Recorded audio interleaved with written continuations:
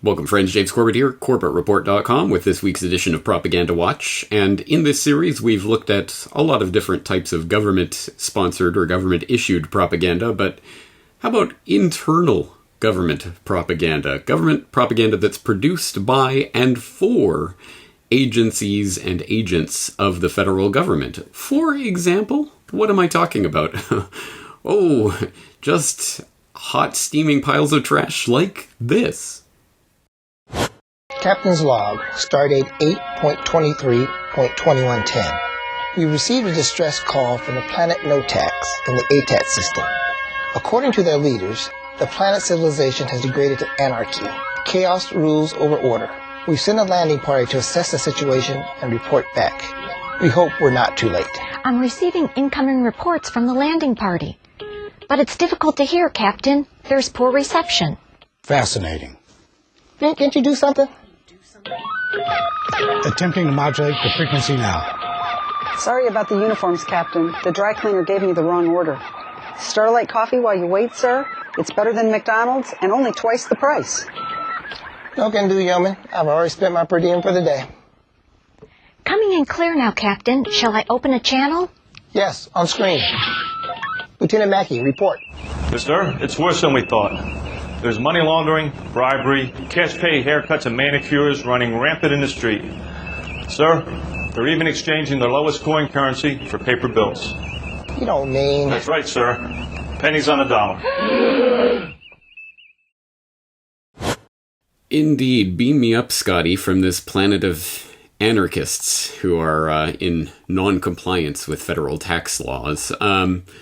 Ridiculous, as I'm sure you can see, but ridiculous doesn't even quite describe what's really wrong with this video. Perhaps that is made more explicit in the Associated Press and other stories that came out at the time that this was first shown to the public, years after it was shown to IRS agents at an annual training meeting. IRS calls Star Trek parody video a mistake. Nobody's going to win an Emmy for a parody of the TV show Star Trek filmed by Internal Revenue Service employees at an agency studio in Maryland. Instead, the IRS got a rebuke from Congress for wasting taxpayer dollars. The agency says the video, along with a training video that parodied the TV show Gilligan's Island, cost about $60,000. The Star Trek video accounted for most of the money, the agency said.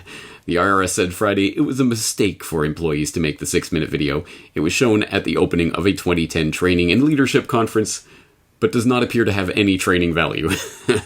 And yes, you can go and watch the full 6-minute video if you'd like. It is now available online, and you can go watch it, and yes, it has no training value of any sort whatsoever. It's just that, we're gonna find these tax dodgers and stop them before they turn everyone into anarchists. It's as ridiculous as it sounds, and looks, as you can tell from that somewhat pixely and blurry, low-resolution video that came out during the congressional inquiries into this waste of taxpayer money. But if only this internal government propaganda was about wasting taxpayer money, then it would just be a regular government boondoggle. But unfortunately, it is about something more insidious than that. Like all propaganda, it is designed to brainwash its recipients, and although that Star Trek parody example is pretty ham-handed and probably not going to brainwash anyone into anything they didn't already believe, there are other examples, slightly more dramatic, if still rather cheesy, especially from today's perspective of production techniques, but ones that start to influence, sometimes subtly, sometimes not so, the thinking and reaction patterns of people in positions of importance in national security. What am I talking about? Well, people like those, in DARPA.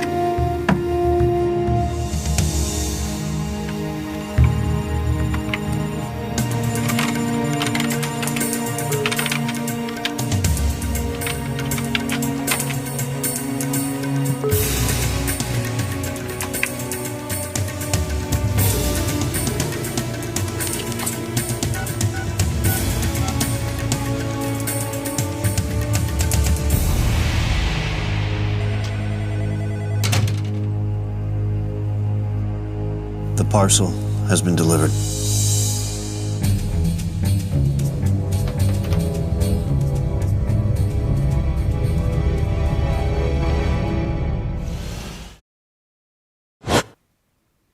The dramatic opening to Cyber Security Defense, the 2001 propaganda production of DARPA/SPAWAR, which is the Space and Naval Warfare Systems Command, but I'm given to understand it's recently changed its name. Regardless, it was an internal government propaganda project that was released in 2001 and was dug up, I should give full credit, by Brock West during the course of his research in finding footage for the Silicon Valley podcast. This is one of the things he stumbled across and directed it to my attention, which I'm glad he did so because it is an interesting propaganda production. And incidentally, I hope people give full props to Brock and the incredible work he's doing putting these videos together and editing them, and the incredible work he did, for example, on that Silicon Valley podcast.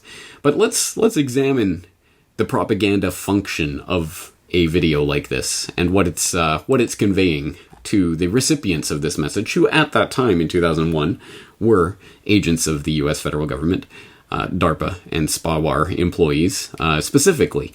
And although you don't get it from that opening scene, please do go watch the full 22 minutes of this propaganda production if you're so inclined.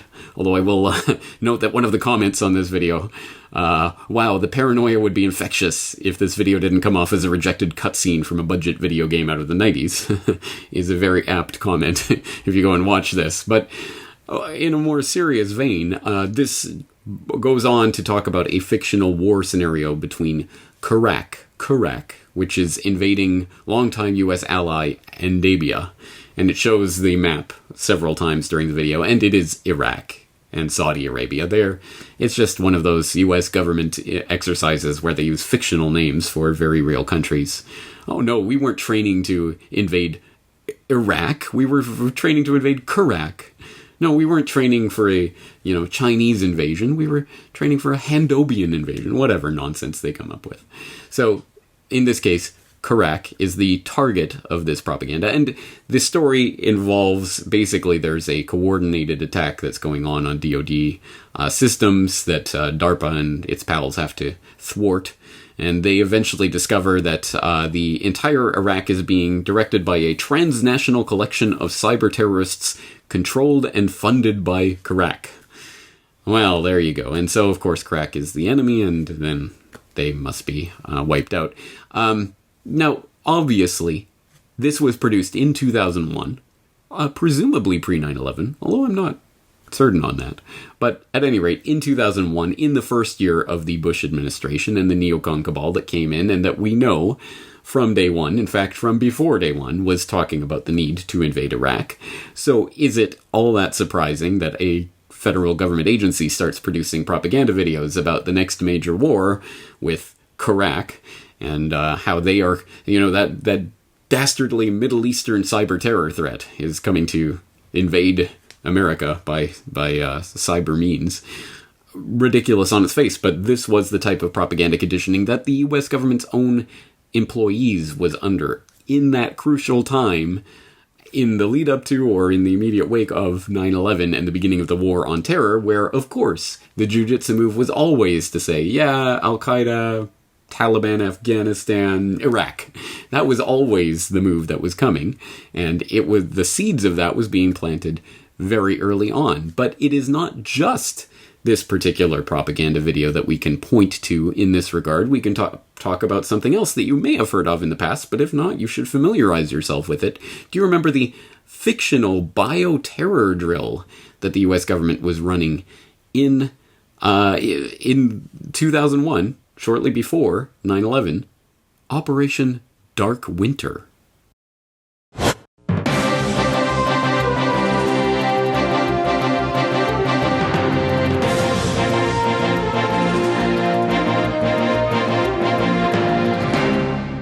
On day 6 of the smallpox epidemic, the White House confirmed that federal government officials and military personnel are being vaccinated. 300 people have died. At least 2,000 are infected with smallpox.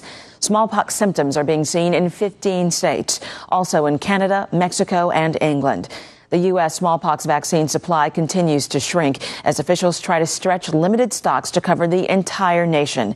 An official announcement regarding the remaining vaccine inventory is expected later today. Struggles to get vaccinated led to violence in some cities.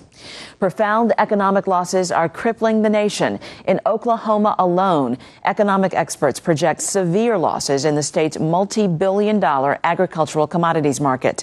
Still, no group claims responsibility for unleashing the deadly smallpox virus. But NCN has learned that Iraq may have provided the technology behind the attack to terrorist groups based in Afghanistan.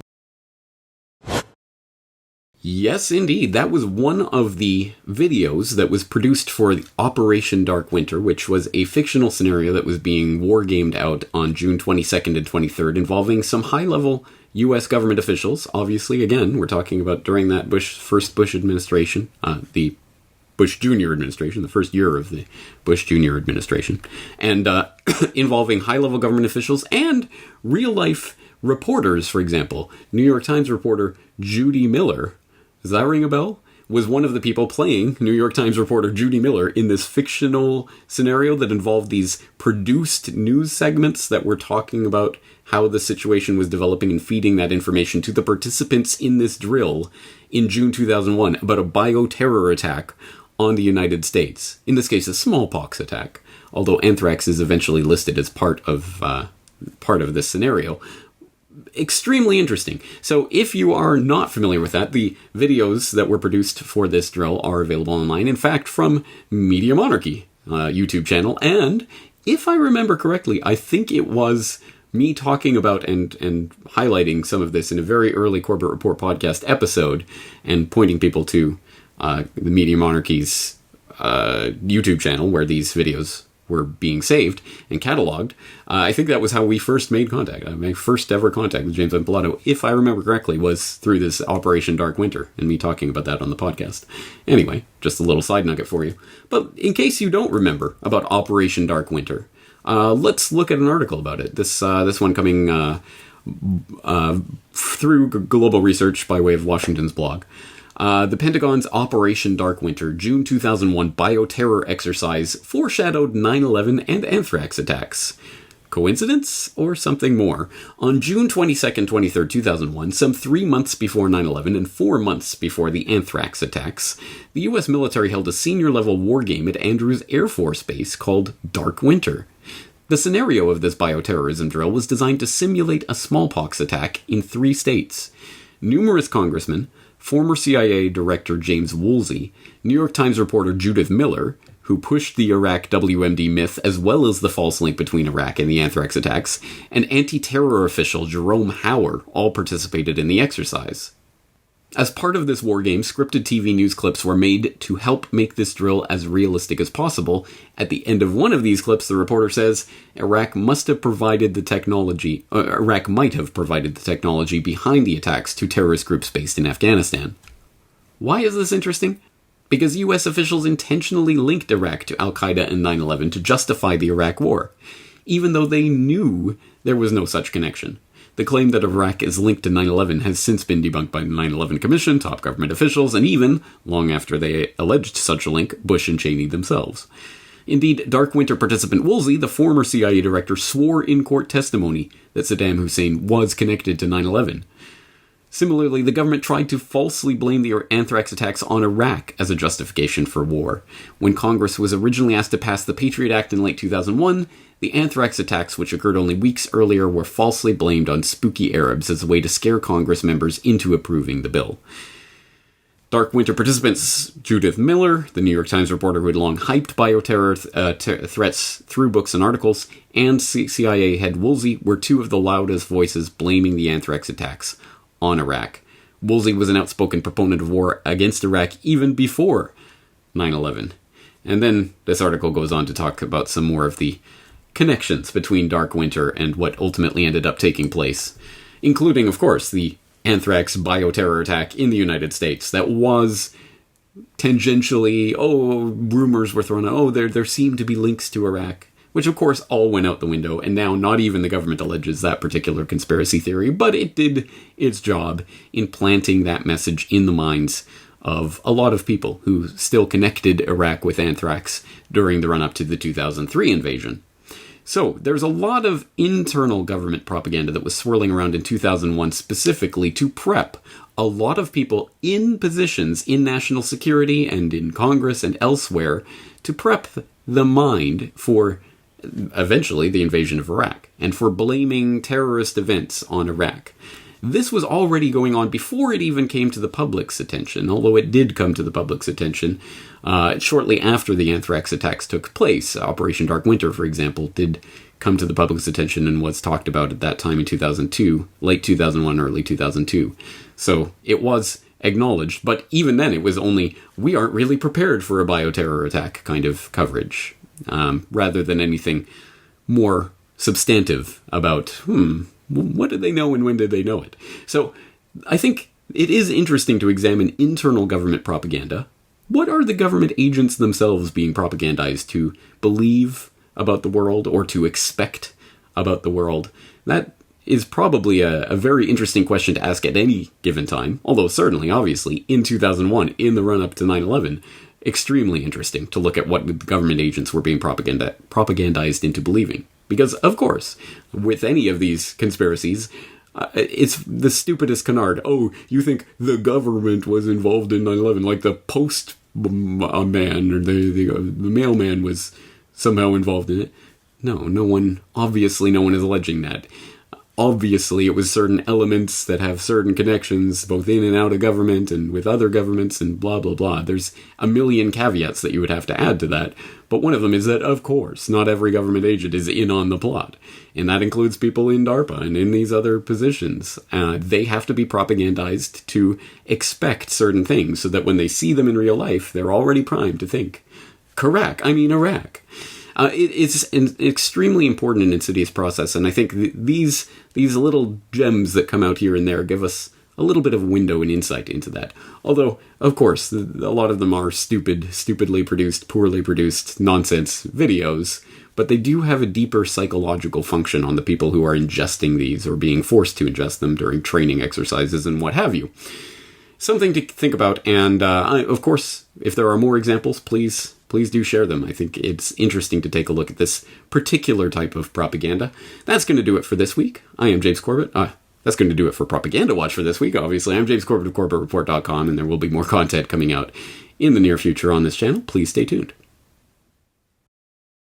Since the day of 9/11, we've been told what happened. Freedom itself is under attack. We've been told who to blame.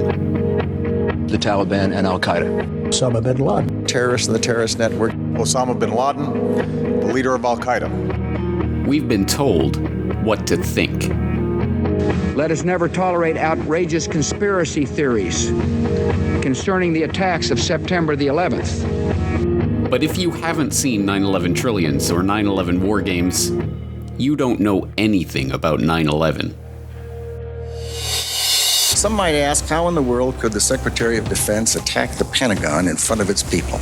We had 4 war games going on September 11th. $8.5 trillion. The most extraordinary coincidences in the history of mankind. I've never seen so much real-world stuff happen during an exercise. It is, I was going to say terrifying. 9/11 Trillions and 9/11 War Games. Watch the documentaries for free online, or, for the first time, own them on DVD today. Go to CorbettReport.com/shop for details.